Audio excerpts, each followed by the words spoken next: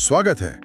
आज हम झांक रहे हैं एक ऐसी कहानी में जो हमें ले जाती है संयुक्त बिहार और खासकर आज के झारखंड के गिरिडीह और कोडरमा इलाके के सामाजिक और राजनीतिक इतिहास की गहराइयों में। जी। ये कहानी है दो भाइयों की, डॉक्टर जगदीश प्रसाद कुशवाहा और रीतलाल प्रसाद वर्मा की। हाँ।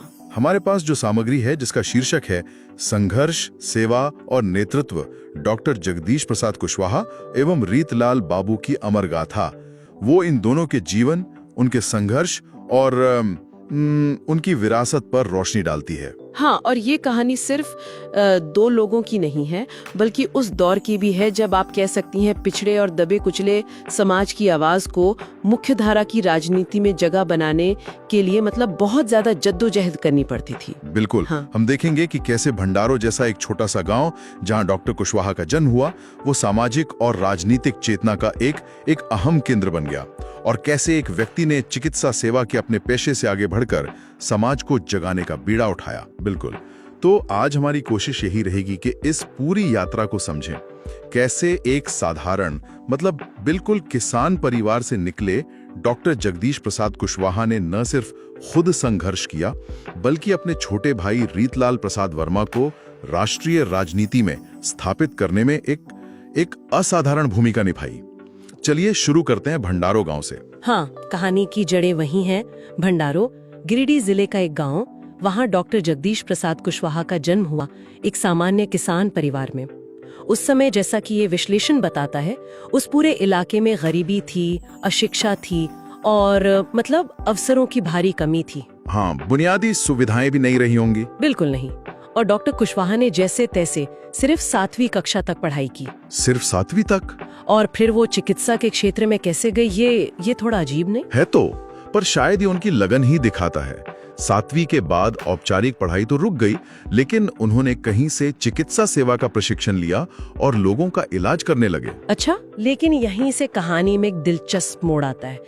मरीजों का इलाज करते करते, उनके दुखों को इतने करीब से देखते हुए उन्हें गहरा एहसास हुआ कि लोगों की शारीरिक बीमारियों से कहीं ज्यादा गहरी बीमारियां तो समाज में फैली रही हैं। जैसे जातिगत भेदभाव, पिछड़ापन, राजनीतिक उपेक्षा, शोषण, बहुत कुछ था। उन्हें लगा कि सिर्फ दवा देने से काम नहीं चलेगा, समाज की इन बड़ी बीमारियों का इलाज ज्यादा जरूरी है। यानी उनका क्लिनिक सिर्फ इलाज की जगह नहीं रहा, बल्कि एक तरह से सामाजिक समझ का केंद्र बन गया। यहीं से उनके सामाजिक सरोकार की शुरुआत हुई। ठीक कहा आपने। वो सिर्फ डॉक्टर नहीं रहे, वो समाज की नब्ज को समझने वाले बन गए, और यहीं से उनका रुझान राजनीति की तरफ हुआ। वो जनसंघ से जुड़े। अच्छा, जनसंघ से? हाँ, जो उस समय की एक प्रमुख विपक्षी पार्टी थी और बाद में भारतीय जनता पार्टी यानी भाजपा का आधार बनी। लेकिन यहाँ गौर करने वाली बात ये है, जैसा कि ये सामग्री इशारा करती है, कि उनका राजनीति में आना सिर्फ कोई व्यक्तिगत महत्वाकांक्षा के लिए नहीं था। उन्होंने इसे एक बड़े लक्ष्य से जोड़ा, अपने समुदाय को और पूरे पिछड़े इलाके को संगठित करना, उन्हें उनके अधिकारों के प्रति जागरूक करना। और इसी कड़ी में उनका गांव भंडारो वो एक राजनीतिक केंद्र बन गया। ये कैसे हुआ? हाँ, ये बहुत महत्वपूर्ण बात है। उनका घर सिर्फ घर नहीं रहा, वो एक तरह का राजनीतिक और सामाजिक अड्डा बन गया। जनसंघ और बाद में भाजपा के छोटे बड़े नेता, कार्यकर्ता या फिर आम लोग भी, सबके लिए उनके दरवाजे हमेशा खुले रहते थे। अच्छा। इस विश्लेषण में उनके अतिथि सत्कार का खास जिक्र है, चाय, नाश्ता, भोजन और सबसे बढ़कर संवाद। बताया गया है कि कोई भी व्यक्ति उनके घर से भूखा प्यासा नहीं लौटता था। अरे वाह! ये सुनने में छोटी बात लग सकती है, लेकिन उस दौर में जब संसाधन इतने सीमित थे, ये लोगों से जुड़ने का, उनका विश्वास जीतने का एक बहुत शक्तिशाली तरीका था। इसी ने उन्हें जमीनी नेता, जनता का नेता बनाया। उनका घर ही संपर्क और रणनीति का केंद्र बन गया। जमीनी पकड़ और संगठन क्षमता तो समझ आती है, लेकिन फिर कहानी में वो मोड़ आता है जिसके बारे में हमने शुरू में बात की थी, अपने भाई को आगे बढ़ाना। ये कैसे हुआ? राजनीति में तो अक्सर लोग खुद आगे बढ़ना चाहते हैं ना? हाँ, और यहीं पर डॉक्टर जगदीश प्रसाद कुशवाहा की कहानी असाधारण हो जाती है, और शायद आज के संदर्भ में देखें तो और भी ज्यादा प्रासंगिक। सामग्री बताती है कि उनमें खुद में राजनीतिक क्षमता भी थी, लोकप्रियता भी थी। वो चाहते तो खुद विधायक या सांसद बन सकते थे, बिल्कुल। लेकिन उन्होंने एक अलग रास्ता चुना। उन्होंने अपनी पूरी ऊर्जा, अपना पूरा संगठनात्मक कौशल और अपना बनाया हुआ सामाजिक राजनीतिक नेटवर्क, वो सब इस्तेमाल किया अपने छोटे भाई रीतलाल प्रसाद वर्मा को राजनीति में स्थापित करने के लिए। त्यागी विश्लेषण इस पर कुछ रोशनी डालता है कि उन्होंने ऐसा क्यों किया होगा। क्या ये सिर्फ पारिवारिक स्नेह था या इसके पीछे कोई गहरी सोच थी, कोई रणनीति? सामग्री इसे त्याग और दूरदर्शिता के एक उदाहरण के तौर पर पेश करती हैं। शायद डॉक्टर कुशवाहा ने ये महसूस किया कि बड़े लक्ष्य के लिए, मतलब समाज के पिछड़े वर्ग को एक मजबूत राजनीतिक आवाज देने के लिए, ये जरूरी है कि एक व्यक्ति पूरी तरह से संगठन पर ध्यान दे और दूसरा राष्ट्रीय पटल पर उस आवाज को उठाए। एक तरह की जिम्मेदारी बांट ली। हाँ, कह सकते हैं। उन्होंने शायद ये समझा कि रीतलाल बाबू में वो क्षमता है कि वो राष्ट्रीय स्तर पर प्रभावी हो सकते हैं और उनका खुद का काम जमीन पर संगठन को मजबूत करना है। ये एक तरह की रणनीतिक साझेदारी थी जहां व्यक्तिगत पद से ज्यादा महत्व सामूहिक लक्ष्य को दिया गया। और रीतलाल प्रसाद वर्मा का राजनीतिक सफर भी काफी प्रभावशाली रहा। जैसा कि सामग्री में लिखा है, वो कोडरमा लोकसभा सीट से 5 बार सांसद चुने गए। ये अपने आप में एक बड़ी उपलब्धि है, खासकर उस क्षेत्र में जहां राजनीतिक मुकाबला हमेशा बड़ा कड़ा रहता है। हाँ, बिल्कुल। और सिर्फ चुनाव जीतना ही नहीं, उनके कुछ कदम उनकी राजनीतिक प्रतिबद्धता को भी दर्शाते हैं। एक महत्वपूर्ण घटना का जिक्र मिलता है जब इंदिरा गांधी के शासनकाल में, शायद इमरजेंसी के दौरान या उसके आसपास, उन्होंने सरकारी अन्याय और लोकतंत्र पर हमले के विरोध में बिहार विधानसभा की सदस्यता से इस्तीफा दे दिया था। अच्छा, उस दौर में? हाँ, उस दौर में ऐसा कदम उठाना, खासकर जब सत्ता बहुत शक्तिशाली थी, वाकई हिम्मत का काम था। और ये दिखाता है कि उनके लिए सिद्धांत पद से कहीं ज्यादा महत्वपूर्ण थे। और एक और दिलचस्प तथ्य सामने आता है कि एक ऐसा समय था जब पूरे भारत में भारतीय जनता पार्टी के सिर्फ 2 सांसद थे। हाँ, और उनमें से एक रीतलाल प्रसाद वर्मा थे। ये तो वाकई उनकी और उनके भाई की जमीनी मेहनत और संगठन की ताकत का सबूत है। बिल्कुल। ये 1984 के चुनावों के बाद की स्थिति थी, जब कांग्रेस की जबरदस्त लहर थी इंदिरा जी के मृत्यु के बाद। उस माहौल में जीतना, वो उनकी व्यक्तिगत लोकप्रियता और डॉक्टर कुशवाहा द्वारा तैयार की गई जमीनी पकड़ दोनों को दिखाता है। हाँ, साथ ही इस विश्लेषण में उन्हें एक और महत्वपूर्ण काम का श्रेय दिया गया है, आज की झारखंड राज्य का सपना देखना और वनांचल, जैसा उस समय कहा जाता था, राज्य बनाने संबंधी विधेयक को लोकसभा में पेश करना। अच्छा, वनांचल विधेयक उन्होंने पेश किया था। हाँ, ये जानकारी यहाँ दी गई है। ये दिखाता है कि वो सिर्फ अपने चुनाव क्षेत्र तक ही सीमित नहीं थे, बल्कि एक बड़े क्षेत्रीय सपने को, एक आकांक्षा को आवाज दे रहे थे। यानी विपक्ष में रहते हुए भी वो काफी प्रभावी थे। अक्सर तो यही कहा जाता है कि विपक्ष में रहकर काम करवाना बहुत मुश्किल होता है। हाँ, और यही बात इस कहानी को और अहम बनाती है। सामग्री ये बताती है कि विपक्ष में रहने के बावजूद दोनों भाइयों ने, मतलब एक दिल्ली में और एक जमीन पर, कई विकास परियोजनाओं को कोडरमा और गिरिडीह क्षेत्र में लाने में भूमिका निभाई। हजारों लोगों को उन्होंने सीधे तौर पर राजनीति से जोड़ा, उन्हें सक्रिय किया। ये इस बात का उदाहरण है कि अगर इच्छा शक्ति हो और जमीनी जुड़ाव हो तो सत्ता में न रहते हुए भी जन सेवा और क्षेत्र का विकास संभव है। ये दिखाता है कि उनका प्रभाव सिर्फ चुनावी जीत हार तक ही सीमित नहीं था। डॉक्टर जगदीश प्रसाद कुशवाहा का निधन 27 जनवरी 1999 को हुआ।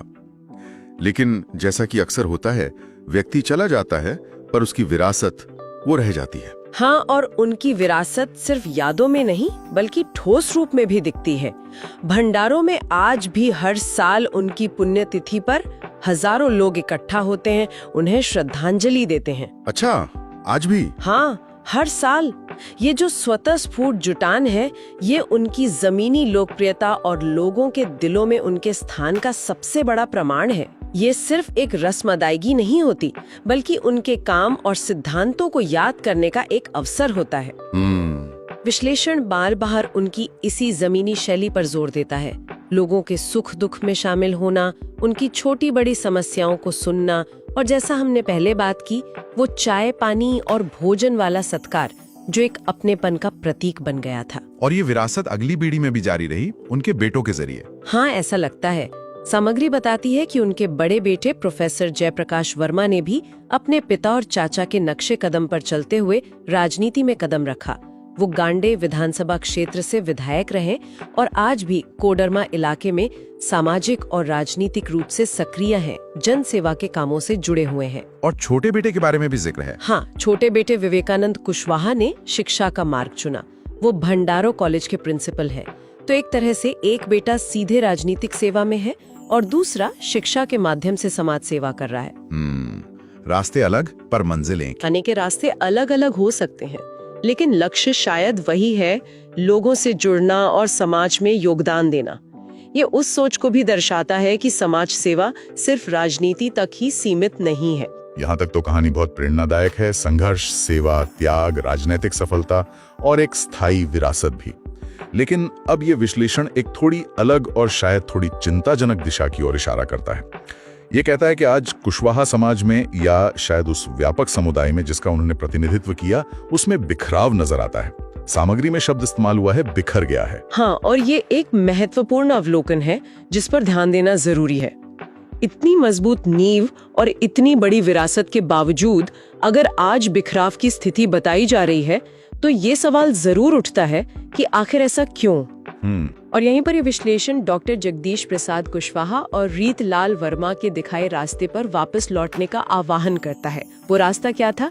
संघर्ष का, सेवा का, शिक्षा का और सामाजिक जागरण का।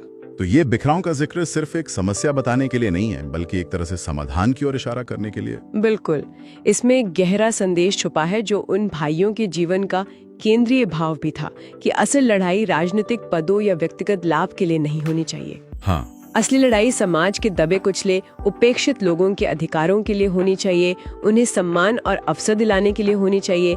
जब ध्यान पदों से हटकर अधिकारों पर जाता है, तो शायद बिखराव की जगह एकता की गुंजाइश अपने आप बनने लगती है। विश्लेषण इसी ओर संकेत करता है। तो अगर हम इस पूरी गाथा से, इस विश्लेषण से मुख्य सीख या प्रेरणा के जो बिंदु हैं, उन्हें समेटना चाहें तो वो क्या होंगे, जैसा कि सामग्री के प्रेरणा खंड में बताया गया है? हाँ, कुछ बहुत स्पष्ट और शक्तिशाली संदेश उभर कर आते हैं।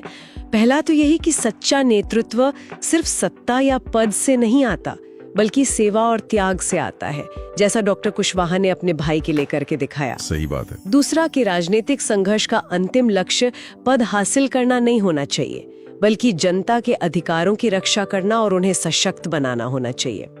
तीसरा, किसी नेता की असली पहचान उसके नाम या पद से नहीं बनती, बल्कि उसके जमीनी संघर्ष से, लोगों से उसका जुड़ाव से और उनके लिए किए गए कामों से बनती है। हाँ। और चौथा, समाज में बदलाव लाने के लिए, लोगों का विश्वास जीतने के लिए सत्कार, संवाद और सेवा, मतलब लोगों से मिलना जुलना, उनकी सुनना, उनकी मदद करना, ये सबसे बुनियादी और शायद सबसे कारगर तरीके हैं। और इन सब का निचोड़ शायद यही है कि अगर लोग, चाहे वो किसी एक समुदाय के हों या पूरे क्षेत्र के लोग हों, इन सिद्धांतों पर चलते हुए एकजुट हो जाएं, हाँ, तो न सिर्फ उनका अपना समाज, बल्कि पूरा इलाका सामाजिक, राजनीतिक और आर्थिक रूप से आगे बढ़ सकता है। ये एक एकता और सामूहिक प्रयास का एक स्पष्ट आह्वान है, जो उन भाइयों की विरासत से प्रेरित है। हाँ, बिल्कुल।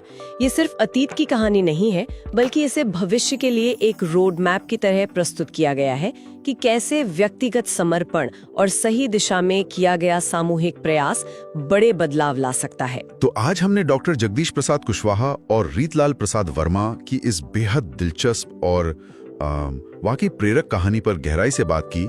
एक भाई जिसने पर्दे के पीछे रहकर जमीनी संगठन, सेवा और यहाँ तक कि त्याग पर अपना ध्यान केंद्रित किया जी, और दूसरा भाई जिसने राष्ट्रीय मंच पर उस आवाज को बुलंद किया और महत्वपूर्ण राजनीतिक भूमिका निभाई। और हमने देखा कि कैसे दोनों की यात्रा अपने अलग अलग रास्तों के बावजूद सेवा और जन सरोकार के साझा मूल्यों पर आधारित थी।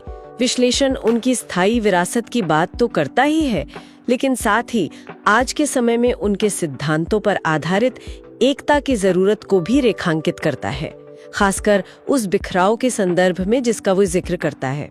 इस पूरी चर्चा से एक विचार मन में रह जाता है, जिस पर हमारे श्रोता शायद और सोच सकते हैं।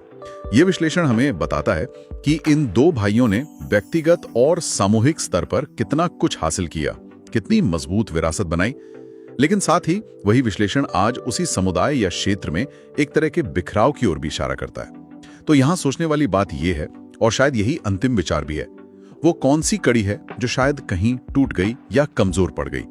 इन व्यक्तियों में जो समर्पण त्याग और सेवा की भावना इतनी प्रबल थी, उसे आज के समय में उसी जमीन पर सामूहिक कार्रवाई में कैसे बदला जा सकता है? ये एक बड़ा सवाल है। हाँ, खासकर तब जब विश्लेषण खुद मौजूदा चुनौतियों जैसे कि बिखराव का जिक्र कर रहा है, या फिर जैसा कि बार बार कहा गया कि अधिकारों के लिए लड़ना पदों से ज्यादा महत्वपूर्ण है। तो आज के जटिल राजनीतिक और सामाजिक माहौल में इस सिद्धांत का व्यवहारिक मतलब क्या है? किसी समुदाय या क्षेत्र के लिए इसी जमीन पर कैसे उतारा जा सकता है? इन सवालों पर सोचना शायद उन भाइयों की विरासत को सही मायनों में समझने और आगे ले जाने का रास्ता हो सकता है।